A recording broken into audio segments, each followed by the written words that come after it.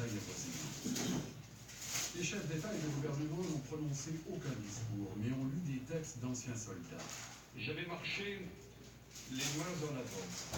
Quel orage humain, quelle explosion de haine et de destruction. Le Premier ministre David Cameron a eu un extrait du témoignage d'un caporal britannique.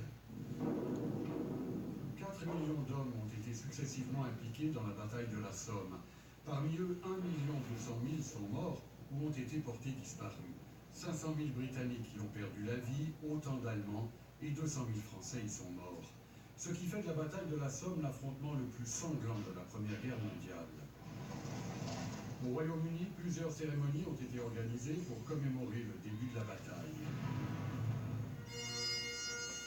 Une cérémonie religieuse s'est tenue à l'intérieur de l'abbaye de Westminster, où 2 minutes de silence ont été observées à l'heure où débutait l'offensive de la Somme, il y a un siècle. Et toujours pour commémorer l'événement, des dizaines de comédiens vêtus des uniformes de l'époque ont déambulé dans les rues, les gares et les stations de métro de la capitale britannique. Pendant ces cérémonies, personne n'a fait allusion à la sortie du Royaume-Uni de l'Union européenne. Mais la veille, le président français François Hollande avait rappelé que cette union avait quand même contribué à la paix que l'Europe connaît depuis 70 ans. Frédéric Nikoloff, Radio-Canada, Montréal.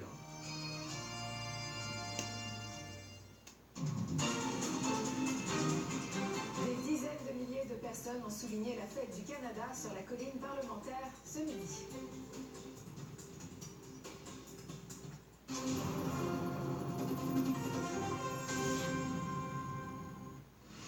Demain, on continue de suivre les mouvements sur le marché des joueurs autonomes de la LNH et on reçoit aussi Patrice Robitaille pour la suite du film Les Trois Petits Cochons.